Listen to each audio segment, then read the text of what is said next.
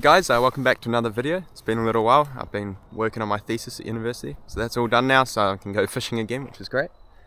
Today's opening day. The place I wanted to fish had some people there, so I'm just on this little stream doing a bit of sight fishing with the single nymph, and hopefully when we get up a bit further we'll get into a little bit of dry fly fishing. Sweet, so come along and hopefully enjoy the video. This is a tricky situation if I've ever seen one. You've got these big rocks here, you've got a tree, and naturally there's a brown sitting in the hydraulic cushion in front of that log. So I think he's definitely a candidate for one fly. I'm going to have to sneak in here, sit on those rocks and throw a one fly at him. My problem here is going to be landing this fish. I'm going to keep the structure between me and it and give it a go. So what I'm going to do is throw this one fly to his right, and I'm going to watch him, and if he comes over, when he straightens, I'll set the hook.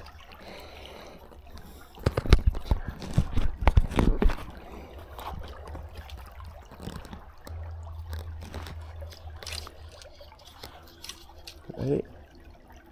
Alright, I need to put it more closer to it. Ooh, wait a sec. And so he came, he looked, and I think I struck just a moment too early. He still looks reasonably happy. Yeah, he just fed, so. Drop. Saw his mouth drop down and just bang.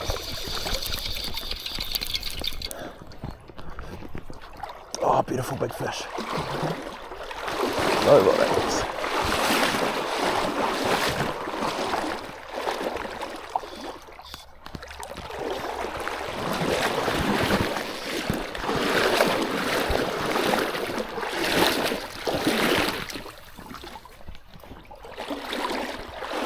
There. That's sick. It's a beautiful fish. That was so cool. He kind of came down. I saw his mouth, I saw him turn, and I just knew he had it, and poof.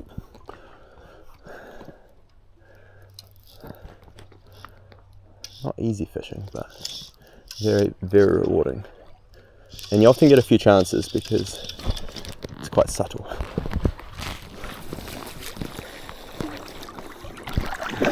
Yeah! Let's go! That is amazing. Beautiful big browns too. So this one took the little pheasant tail again. I'm a big fan of simple flies because I chew through them pretty fast with guiding and fishing and stuff like that. So let's try and show you this fish. This one also has got quite a lot of eel marks on it, which is fascinating. You can see the eel mark on its tail there.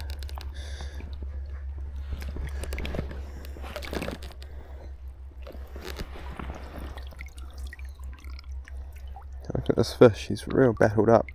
Crazy tail, he's got that big bite mark. Beautiful red spots. Let's get him back. That was just, for me, that was just about as good as it gets. Sight fishing in a really tricky spot. Second cast, just came over, down, and then a big fight. It's just amazing. So I put on a 2 mil beaded pheasant tail because the fish is actually sitting a little deeper than I anticipated.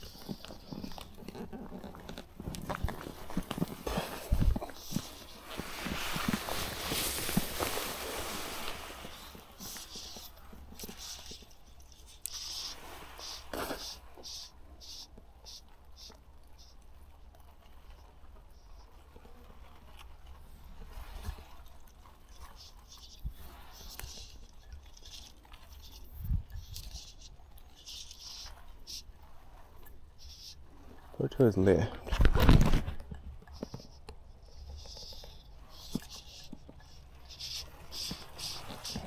He's done a turn.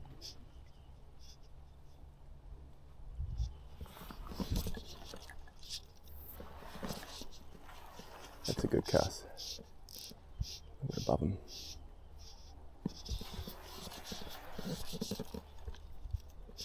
Another brown here. Got a him. That brown was way shallower, so I took the opportunity to cast at it. Maybe if I'm lucky it will come down away from this other fish.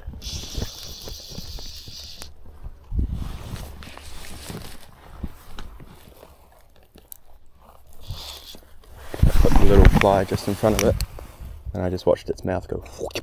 This is probably my favourite stuff. Uh-oh. Now I'm in trouble. The brownie's got under a log. Brownies like to do that. I'm going to try and bring him back up. Out from under here. Wow, he's jumping down there. That's not good.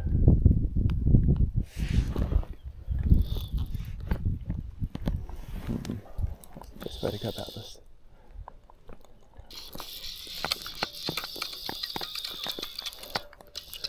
It turned out the best way was simply to lift the log up.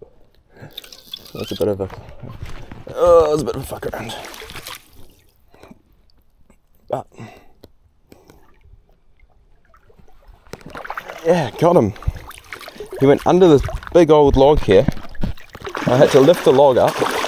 Once I lifted it up and kind of pulled him, I hand-lined him out. Luckily, the first big run was the one that took him under, that went nuts. This is such a pretty brown. Beautiful, look at the red spots on him. Thanks, buddy. Surprisingly, considering I just jumped in here and fully fought a fish right next to it, the other brown's still there. I'll hop myself up on here and see if I can sight fish him. I think this fish is quite deep, so I'm going to go from this one, which is 2 mil, to a 2.5, I think. The fish I initially was casting to is still up there.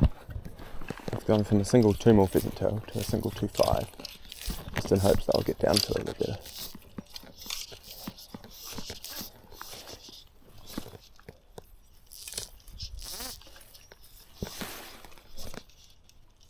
It's just above him. Got him! That was so cool! It's a really nice fish. This is the best fish of the day by far. Let's see if I can avoid this one going under a branch. Come on. That was a cool piece of fishing. I saw him come up, his fins went out, and then I saw just the peripheral in my... just the edge of his mouth flash.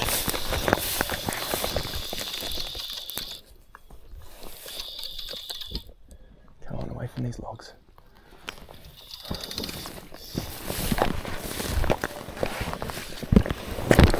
This time I'm going to take the rod under.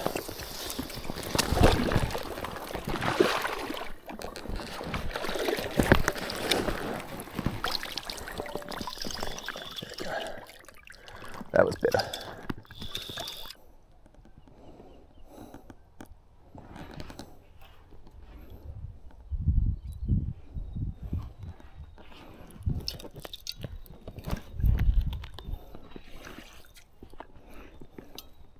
This thing's gorgeous. Yes! Let's go! Look at the colours on this fish.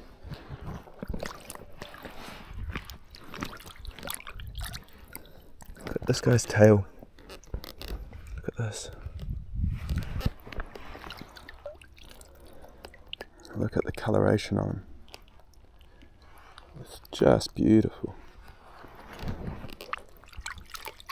Off we go. Guys, just as I'm walking up the river here, I thought it'd be a good time to remind you that if you're interested in any one-on-one on the water tuition to try and improve different aspects of your fishing, such as euro nymphing or dry fly, or you're just after any guiding visiting New Zealand, let me know. You can email me at the link in my bio and we can organise a day. So I've spotted a brown, right there. So I'm going to change the fly and then sneak down. So I'm going to sneak down in here as low as keeping as low as I can. Not seeing the fish feed, but it doesn't mean he won't feed. Actually, cancel that, he did just feed. When I say feed, I mean like swing across, stop, grab something, go back. So when you sight fish with a single nymph, when you see them go across, turn and straighten, you set the hook then. You know they've turned, they've grabbed it, and now they're going back. Alright, so the fish is just there.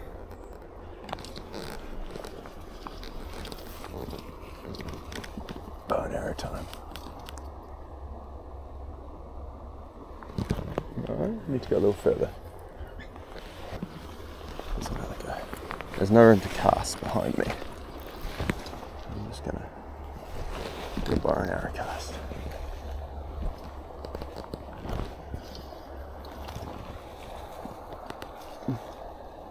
Perfect. Coming. Oh, he did have it. I just didn't realise he had it. I was a little slow, but no matter. He came across and I just saw him go back and I was like, don't know if he's got it. He did have it, so I just set the hook.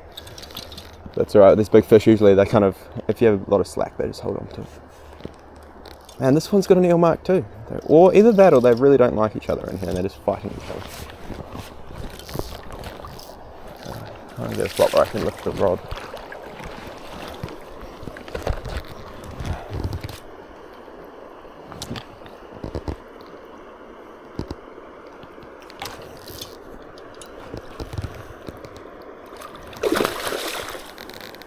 Just being aware of this tree above me here.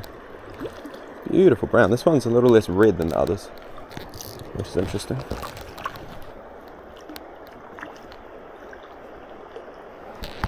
I got him. Now that was cool. So he'd probably eaten that. This guy's got another real like good, something's had a good bite of him. Don't know if it was another trout or an eel or something.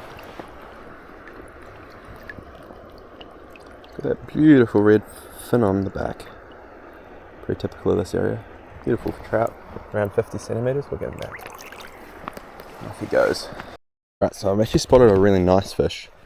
There's a dark patch here. There's a stick that goes along there that I'm going to have to watch out for. And there's a bubble line. Underneath the bubble line, there's a very happily feeding brown. It's about 5 pound. I've set it up. I got a little fly my friend gave me. I think it's a Tibanus. I've got what I think it's going to eat is this 2.5mm beaded, just a little pheasant tail. There's no need to be too far away because the current should mask my approach if I'm careful. The fish is just there.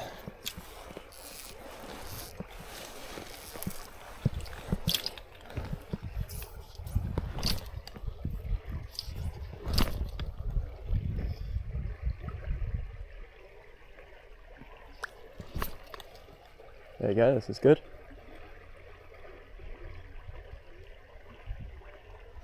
Might be deeper than I think.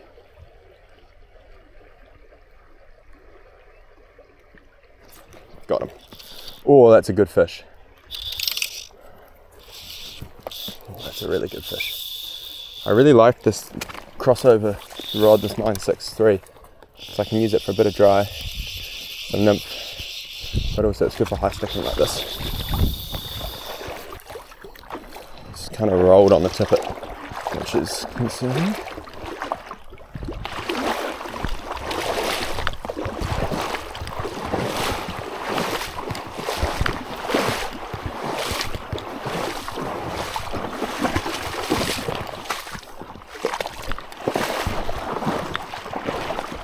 These aren't roll.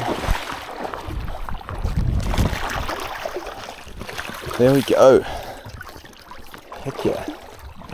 That was awesome. That was a bit of a tricky fight because this guy kind of rolled himself. But I just kind of followed him.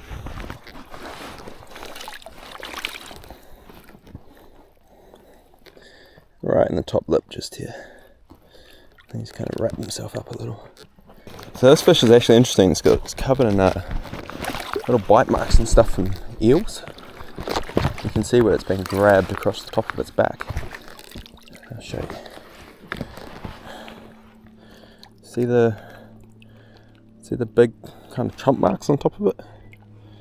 And again, it's got this beautiful coloration. Really, quite a scarred up fish. But quite good condition.